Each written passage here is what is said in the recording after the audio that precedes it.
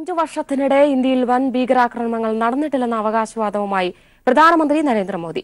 ശനിയാഴ്ച ബംഗളൂരുവിൽ ബിജെപി തെരഞ്ഞെടുപ്പ് റാലിയിൽ സംസാരിക്കവെയാണ് പുൽവാമ ഉറി ഭീകരാക്രമണങ്ങൾ മറന്ന് പ്രധാനമന്ത്രി അവകാശവാദം ഉന്നയിച്ചത്. മോദി ഭരണം പരാജയമെന്ന് വ്യക്തമാക്കുന്ന വാക്കുകളാണ് മോദിയുടെ പ്രസംഗത്തിൽ നിന്ന് വ്യക്തമാകുന്നത്. 5 വർഷത്തിനിടയിൽ ഇന്ത്യയിൽ വൻ ഭീകരാക്രമണം നടന്നിട്ടില്ലെന്നായിരുന്നു മോദിയുടെ വാദം. എന്നാൽ ഇത് തെരഞ്ഞെടുപ്പ് പെരുമാറ്റച്ചട്ട ലംഘനമാണെന്ന് വ്യക്തമാക്കുന്നതാണ് മോദിയുടെ പ്രസംഗം. चौकीदार के 5 वर्ष की चौकीदारी में कोई बड़ा धमाका हुआ क्या? 5 वर्ष पहले तक जिनको रोक पाना नामुमकिन लगता था, उसको मुमकिन किसने किया? किसने मुमकिन किया? किसने बनाया? സൈന്യത്തിന്റെയോ മതത്തിന്റെയോ ജാതിയുടെയോ പേര് പറഞ്ഞ് വോട്ട് ചോദിക്കരുതെന്ന പെരുമാറ്റച്ചട്ട ലംഘനമാണിത്.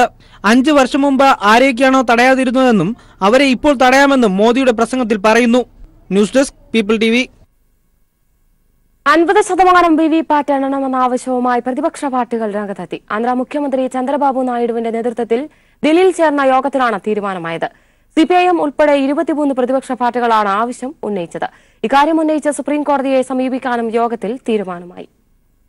ആന്ധ്രാപ്രദേശ് മുഖ്യമന്ത്രി ചന്ദ്രബാബു നായിഡുവിന്റെ നേതൃത്വത്തിൽ ദില്ലിയിൽ ചേർന്ന പ്രതിപക്ഷ പാർട്ടികളുടെ യോഗത്തിലാണ് 50% വിവിപാറ്റുകൾ എണ്ണണമെന്ന ആവശ്യം ശക്തമാക്കിയത്.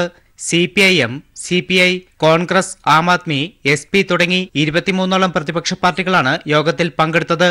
തെരഞ്ഞെടുപ്പ് കമ്മീഷനെയും യോഗത്തിൽ ശക്തമായി വിമർശിച്ചു. തെരഞ്ഞെടുപ്പ് കമ്മീഷന്റെ പ്രവർത്തനം സുതാര്യമല്ലെന്നും BJPയെ സഹായിക്കുന്ന തരത്തിലാണ് കമ്മീഷന്റെ പ്രവർത്തനമെന്നും പ്രതിപക്ഷ പാർട്ടികൾ ആരോപിച്ചു. വിവിപാറ്റ് എണ്ണുന്നതിൽ സുപ്രീംകോടതി വിധിയിൽ തൃപ്തിയില്ലെന്നും യോഗം വ്യക്തമാക്കി. 50% വിവിപാറ്റ് എണ്ണണമെന്നാവശ്യപ്പെട്ട് സുപ്രീംകോടതിയെ സമീപിക്കാനും പ്രതിപക്ഷ പാർട്ടികൾ തീരുമാനിച്ചു. പുനഃപരിശോധനാ ഹർജി നൽകണോ അതോ പുതിയ ഹർജി നൽകണമോ എന്ന കാര്യം എല്ലാ പാർട്ടികളും ആലോചിച്ച് തീരുമാനമെടുക്കുമെന്ന് CPIM PB അംഗമായ നീലോത്പൽ ബസു വ്യക്തമാക്കി. We think that 50% demand with which we went to the Supreme Court, the 21 opposition parties, that needs to be taken into cognizance and appropriate decisions should be taken by the Election Commission. അതേസമയം ആദ്യഘട്ട തെരഞ്ഞെടുപ്പ് നടന്ന ആന്ധ്രാപ്രദേശിൽ voting യന്ത്രത്തിൽ വ്യാപക ക്രമക്കേട് നടന്നെന്നും ചന്ദ്രബാബു നായിഡു ചൂണ്ടിക്കാട്ടി.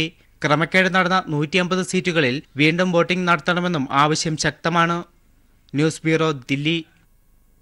തെരഞ്ഞെടുപ്പ് കമ്മീഷനെ ഭയപ്പെടുത്താനാണ് പ്രധാനമന്ത്രിയുടെ ശ്രമമെന്ന് CPIM സംസ്ഥാന സെക്രട്ടറി കോടിയേരി ബാലകൃഷ്ണൻ പറഞ്ഞു. വർഗീയ ധ്രുവീകരണമുണ്ടാക്കി ദൈവത്തിന്റെ പേരിൽ വോട്ടുപിടിക്കാൻ BJP ശ്രമമെന്നും കോടിയേരി പറഞ്ഞു. മുസ്ലിം ലീഗിന്റെ പതാക പാകിസ്ഥാൻ പതാക എന്ന് അമിത് ഷാ ആക്ഷേപിച്ചിട്ടും എന്തുകൊണ്ടതിനെ പ്രതിരോധിക്കാൻ കോൺഗ്രസ് ദേശീയ നേതൃത്വം തയ്യാറായില്ലെന്നും കോടിയേരി ചോദിച്ചു. ഹിന്ദുത്വ ശക്തികൾക്ക് മുന്നിൽ കോൺഗ്രസ് പകച്ചു നിൽക്കുകയാണെന്നും കോടിയേരി പറഞ്ഞു. കേസരി സ്മാരക ജേർണലിസ്റ്റ് ട്രസ്റ്റിന്റെ മുഖാമുഖം പരിപാടിയിൽ സംസാരിക്കുകയായിരുന്നു അദ്ദേഹം. തെരഞ്ഞെടുപ്പ് ചട്ടങ്ങൾ അനുസരിച്ചുകൊണ്ട് ഇലക്ഷൻ കമ്മീഷൻ പ്രവർത്തിക്കാൻ പാടില്ല എന്ന് പറഞ്ഞ് ഇലക്ഷൻ കമ്മീഷനെ ഭീഷണിപ്പെടുത്തുകയാണ് പ്രധാനമന്ത്രി ചെയ്തത്. അതിൻ്റെ ഭാഗമായി സംസ്ഥാന ഇലക്ടറൽ ഓഫീസർക്ക് ഭയപ്പെടുത്തുകയാണ് പ്രധാനമന്ത്രി ചെയ്യുന്നത്. ഇത്തരത്തിൽ കേരളത്തിൽ ഒരു മതപരമായ ധ്രുവീകരണം ഉണ്ടാക്കി, വർഗീയ ധ്രുവീകരണം ഉണ്ടാക്കുക എന്ന ലക്ഷ്യത്തോടു കൂടിയാണ് മതത്തെ ഉപയോഗിച്ചുകൊണ്ടും ദൈവത്തിൻ്റെ പേര് പറഞ്ഞു RSSകാർ ഇപ്പോൾ പ്രചാരകരം ചെയ്യുന്നത്. കേരളത്തിൽ വർഗീയ ധ്രുവീകരണം സൃഷ്ടിച്ച് വോട്ടുപിടിക്കാനാണ് പ്രധാനമന്ത്രിയും BJPയും ശ്രമിക്കുന്നതെന്ന് കോടിയേരി ബാലകൃഷ്ണൻ ചൂണ്ടിക്കാട്ടി. ഇതിനായി വിഷലിപ്തമായ പ്രചാരണങ്ങളാണ് സംഘടിപ്പിക്കുന്നത്. ഉത്തരേന്ത്യയിൽ സ്വാമിമാർ തെരഞ്ഞെടുപ്പിന് ചുക്കാൻ പിടിക്കുന്നുണ്ട്. അതേ മാതൃക കേരളത്തിലും നടപ്പാക്കാനാണ് ശ്രമം. സ്വാമി ചിദാനന്ദപുരി കർമ്മസമിതിയുടെ മറവിൽ RSS അജണ്ട നടപ്പാക്കുകയാണെന്നും കോടിയേരി പറഞ്ഞു. സന്യാസി വേഷം കെട്ടിയിട്ടുള്ള RSSകാരനായിട്ടുള്ള ചിദാനന്ദപുരി RSSന്റെ അഭിപ്രായമാണ് എപ്പോഴും പ്രകടിപ്പിക്കാറ്. അദ്ദേഹം ഇത്തവണയും RSSന്റെ അഭിപ്രായവുമായി രംഗത്ത് വന്നു കഴിഞ്ഞിട്ടുണ്ട്. ശബരിമലയിൽ ഏറ്റവുമധികം വികസനം എത്തിച്ചത് LDF സർക്കാരാണ്. 750 കോടി രൂപയുടെ പദ്ധതികളാണ് 3 വർഷത്തിനുള്ളിൽ നടപ്പാക്കിയത്. കഴിഞ്ഞ മണ്ഡലകാലത്ത് വരുമാനം കുറഞ്ഞപ്പോൾ 100 കോടി രൂപയാണ് ശബരിമലയ്ക്കായി സർക്കാർ നീക്കിവെച്ചത്. ലീഗിന്റെ പതാക പാകിസ്ഥാൻ പതാക എന്ന് പറഞ്ഞ് BJP അധ്യക്ഷൻ അമിത് ഷാ ആക്ഷേപിച്ചപ്പോൾ പ്രതിരോധിക്കാൻ കോൺഗ്രസ് നേതൃത്വം തയ്യാറാകാത്തത് അവർക്കുള്ളിലെ മൃദു ഹിന്ദുത്വമാണെന്നും കോടിയേരി ചൂണ്ടിക്കാട്ടി. കോൺഗ്രസ് ഹിന്ദുത്വത്തിനു മുൻപിൽ അടിയറ പറയുകയാണെന്നും അദ്ദേഹം കുറ്റപ്പെടുത്തി.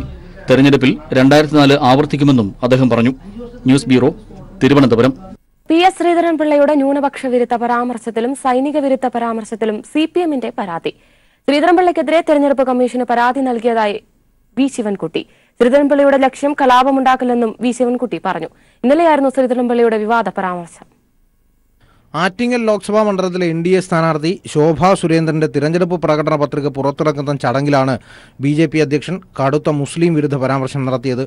ജീവനെ പണയപ്പെടുത്തി ഒരു രാജ്യം നേടിയ വിജയം നടക്കുമ്പോൾ 3 സ്ഥലങ്ങളിൽ അങ്ങനെ ചെയ്ത ശേഷം തിരിച്ചു വരുമ്പം നമ്മുടെ രാഹുൽ ഗാന്ധിയും യെച്ചൂരിയും പിണറായി ഒക്കെ പറയുന്നത് അവിടെ ഇറങ്ങിയിട്ട് മരിച്ചു കിടക്കുന്നവരൊക്കെ ഏത് ജാതിക്കാരാ, ഏത് മതക്കാരാ, ഇസ്ലാമാകണമെങ്കിൽ ചില അടയാളമൊക്കെ ഉണ്ടല്ലോ, ഈ ഡ്രസ്സൊക്കെ മാറ്റി നോക്കിയല്ലേ അറിയാൻ പറ്റുള്ളൂ.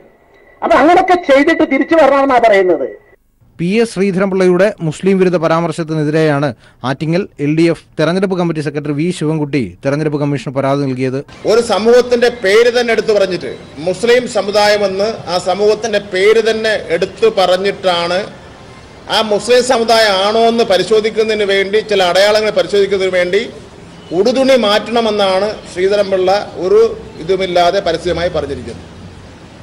പരസ്യമായിട്ടുള്ള തിരഞ്ഞെടുപ്പിന്റെ ചട്ടങ്ങളുടെ ലംഘനമാണ് അദ്ദേഹം കാണിച്ചിരിക്കുന്നത്. ഇതിനെ സംബന്ധിച്ചിടത്തോളം തെരഞ്ഞെടുപ്പ് കമ്മീഷന് പരാതി കൊടുത്തിട്ടുണ്ട്. സംസ്ഥാന തെരഞ്ഞെടുപ്പ് കമ്മീഷനും അതുപോലെ തന്നെ ജില്ലാ വരണാധികാരിക്കും ആറ്റിങ്ങൽ സബ് ഇൻസ്പെക്ടർക്കും ആറ്റിങ്ങൽ SP-ക്കും ഇതിനെ സംബന്ധിച്ചിടത്തോളം പരാതി നൽകിയിട്ടുണ്ട്. PS ശ്രീധരൻപിള്ളയുടെ മുസ്ലിം വിരുദ്ധ പരാമർശം മണ്ഡലത്തിൽ ചർച്ചയാക്കാനാണ് LDF തീരുമാനം. News bureau, Thiruvananthapuram. Thiruvananthapuram parliament മണ്ഡലത്തിൽ കോൺഗ്രസ് നേതാക്കൾ പ്രവർത്തനത്തിനിറങ്ങുന്നില്ലെന്ന ശശി തരൂരിന്റെ പരാതിയിൽ KPCC നേതൃയോഗം ചേർന്നു. പരാതിയിൽ കഴമ്പുണ്ടെന്ന് യോഗത്തിൽ പങ്കെടുത്ത നേതാക്കൾക്ക് ബോധ്യപ്പെട്ടു. പ്രവർത്തനങ്ങൾ ഊർജിതപ്പെടുത്തുവാനും പരാതിയുമായി പരസ്യമായി രംഗത്തുവന്ന നേതാക്കളുമായി ചർച്ച നടത്താനും യോഗത്തിൽ തീരുമാനമായി.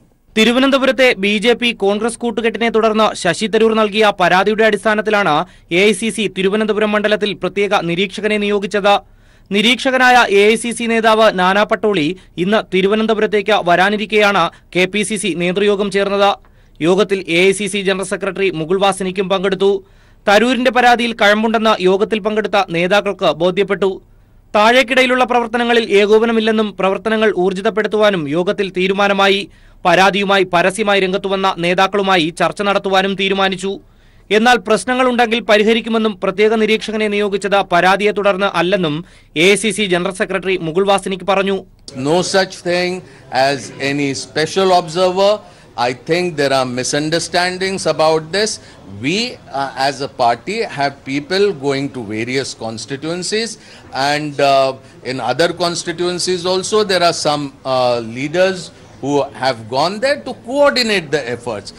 തിരുവനന്തപുരം പാർലമെന്റ് മണ്ഡലത്തിലെ കോൺഗ്രസ് BJP രഹസ്യ കൂട്ടുകെട്ടും രഹസ്യധാരണയെ തുടർന്ന് കോൺഗ്രസ് നേതാക്കളുടെ പ്രവർത്തനത്തിൽ നിന്നുള്ള പിന്മാറ്റവും പീപ്പിൾ TVയാണ് പുറത്തു കൊണ്ടുവന്നത്. തുടർന്നാണ് മണ്ഡലത്തിലെ സ്ഥാനാർത്ഥിയായ ശശി തരൂർ AICC-ക്കും KPCC-ക്കും പരാതി നൽകിയത്. പ്രത്യേക നിരീക്ഷകനെ നിയോഗിച്ചത് പരാതിയെ തുടർന്നല്ലെന്ന് KPCC general secretary Mukul Wasnik പറയുമ്പോഴും ഏറെക്കാലം BJP നേതാവായിരുന്ന ഇപ്പോഴത്തെ AICC അംഗം നിരീക്ഷകനായി വരുമ്പോൾ കോൺഗ്രസിലെ പ്രതിസന്ധി ഇതുകൊണ്ടൊന്നും തീരില്ലെന്നും BJPയെ സഹായിക്കുന്നവർ തുടർന്നും അത് ചെയ്യുമെന്നും ഉറപ്പാണ്. Rinu Sreedhar, news bureau, Thiruvananthapuram. ലോകത്തെങ്ങുമുള്ള എല്ലാ മലയാളികൾക്കും മുഖ്യമന്ത്രി പിണറായി വിജയൻ ആഹ്ലാദകരമായ വിഷു ആശംസകൾ നേർന്നു. നന്മയുടെയും പുരോഗതിയുടെയും സ്നേഹത്തിന്റെയും സന്ദേശവുമായി എത്തുന്ന വിഷു മലയാളികളുടെ കൊയ്ത്തുത്സവം കൂടിയാണ്. മഹാപ്രളയത്തിൽ തകർന്ന കേരളത്തിന്റെ കാർഷിക മേഖലയെ വീണ്ടെടുക്കാനുള്ള നമ്മുടെ ശ്രമങ്ങൾക്ക് നല്ല ഫലം കണ്ടു തുടങ്ങിയെന്നും ഏറെ പ്രതീക്ഷ നൽകുന്നു. കുട്ടനാട്ടിലും പാലക്കാട് മേഖലയിലും ഇക്കൊല്ലം നെല്ലിന് റെക്കോർഡ് വിലകളാണ്. കൃഷി അഭിവൃദ്ധിപ്പെടുത്താനും പ്രകൃതിയെ സംരക്ഷിക്കാനുമുള്ള നമ്മുടെ ശ്രമങ്ങൾക്ക് ഊർജ്ജമാവട്ടെ എന്നും വിഷു ആശംസകൾ മുഖ്യമന്ത്രി പിണറായി വിജയൻ നേർന്നു. അമേഠിയിലെ കർഷക ദുരിതങ്ങൾ പരിഹരിക്കുന്നതിന് സമ്പൂർണ്ണ പരാജയമായിരുന്നു MP രാഹുൽ ഗാന്ധി. കർഷകർക്കായി ഒരു പദ്ധതിയെങ്കിലും കൊണ്ടുവന്നതിന്റെയോ നടപ്പിലാക്കുന്നതിന്റെയോ കണക്കു പറയാനായില്ല രാഹുലിന്. കൊയ്ത്തുകാലമായിട്ടും ഭേദപ്പെട്ട താങ്ങുവില പോലും ലഭിക്കാതെ ദുരിതത്തിലാണ് കർഷകർ.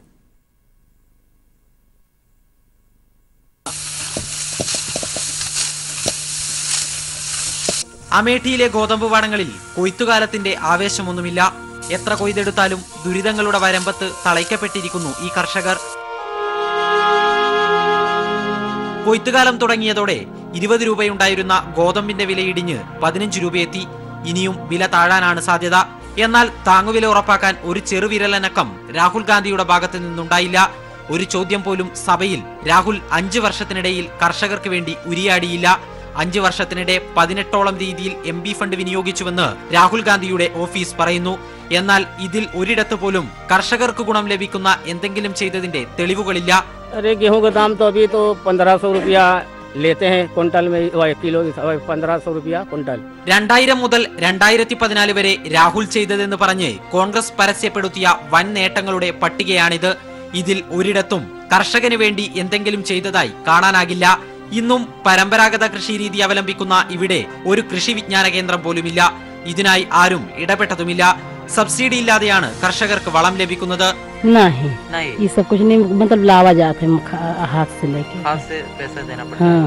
കാർഷിക വിഷയങ്ങൾ പരിഹരിക്കുന്നതിൽ രാഹുൽ പൂർണ്ണ പരാജയമാണെന്ന ക്യാമ്പയിൻ BJP ശക്തമാക്കുന്നതും രാഹുലിന് കൃത്യമായ ഉത്തരം നൽകാൻ സാധിക്കാത്തതുകൊണ്ട് തന്നെ. Cameraman Abdul CS Sarath K Sasi.